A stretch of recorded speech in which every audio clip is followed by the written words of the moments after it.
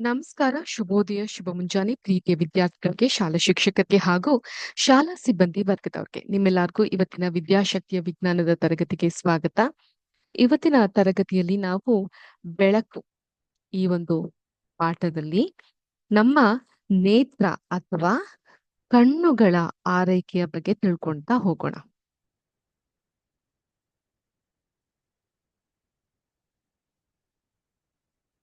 ಇದನ್ನ ತಿಳಿಯೋಕ್ಕಿಂತ ಮುಂಚೆ ನಾನು ಕೆಲವೊಂದಿಷ್ಟು ಚಿತ್ರಗಳನ್ನ ನಿಮ್ಮೊಟ್ಟಿಗೆ ಶೇರ್ ಮಾಡ್ಲಿಕ್ಕೆ ಇಷ್ಟಪಡ್ತೀನಿ. ಈ ಚಿತ್ರಗಳನ್ನ ನೀವು ಗಮನಿಸಬಹುದು. ಎಲ್ಲರಿಗೂ ಕಾಣಿಸ್ತಾ ಇದೆ ಅಲ್ವಾ?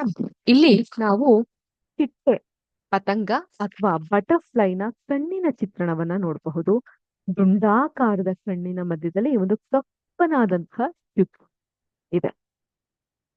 ತದನಂತರ ಇದು ಕ್ರ್ಯಾಪ್ ಅಥವಾ ಏಡಿಯ ಕಣ್ಣಿನ ಚಿತ್ರಗಳು ಈ ರೀತಿಯಾಗಿ ಇರ್ತವೆ. ಇದು ಯಾವ ಪಕ್ಷಿ ಅಥವಾ ಪ್ರಾಣಿಯ ಕಣ್ಣಿರಬಹುದು?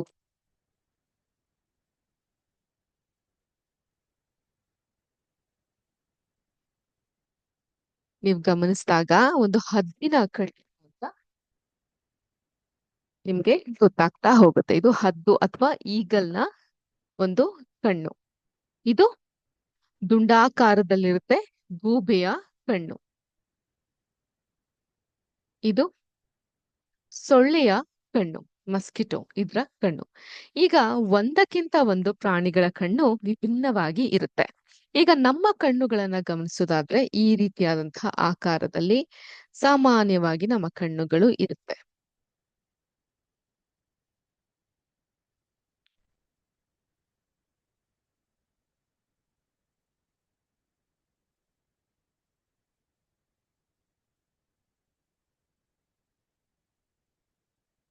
ಈ ತರಹವಾದಂತಹ ಆಕಾರದಲ್ಲಿ ನಮ್ಮ ಕಣ್ಣು ಸಾಮಾನ್ಯವಾಗಿ ಇರುತ್ತೆ ಅಲ್ವಾ?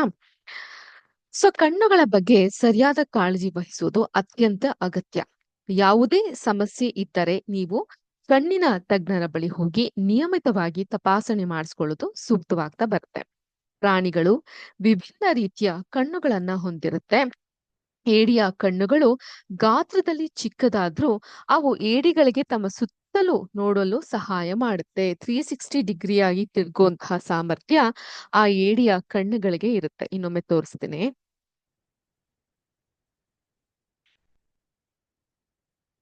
ನೋಡಿ, ಈ ರೀತಿಯಾಗಿ ಅದರ ಕಣ್ಣು ಅದ್ರ ಸುತ್ತಲೂ ಏನ್ ನಡೆಯುತ್ತೆ ಅಂತ ತೋರ್ಸೋಕೆ ಸಹಾಯ ಮಾಡುತ್ತೆ.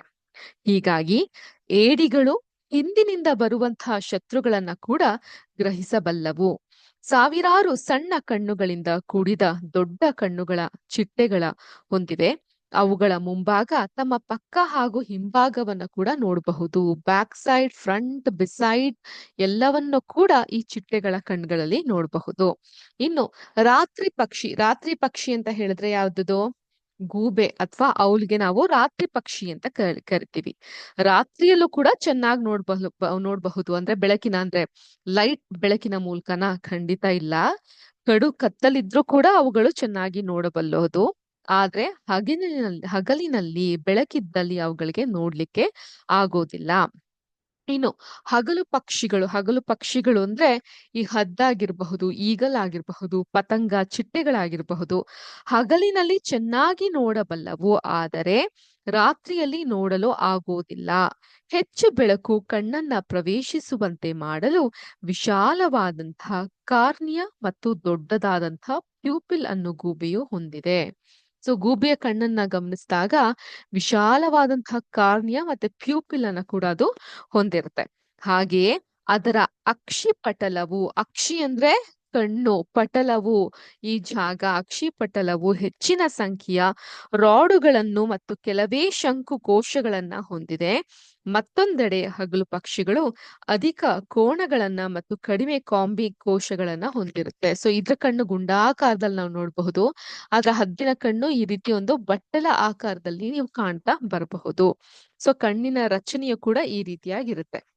ಮುಂದಿನ ಕ್ಲಾಸ್ನಲ್ಲಿ ನಾವು ಮನುಷ್ಯರು ನಾವು ನಮ್ಮ ಕಣ್ಣಿನ ರಕ್ಷಣೆಯನ್ನ ಯಾವ ರೀತಿ ಮಾಡಬಹುದು ಅದ್ರ ಬಗ್ಗೆ ತಿಳ್ಕೊಂತ ಹೋಗೋಣ. ಇದಾಗಿತ್ತು ಇವತ್ತಿನ ಚುಟುಕಾದ ವಿಜ್ಞಾನದ ತರಗತಿ. ನಿಮ್ಮೆಲ್ಲರಿಗೂ ಅರ್ಥ ಆಗಿದೆ ಅಂತ ಭಾವಿಸ್ತೀನಿ.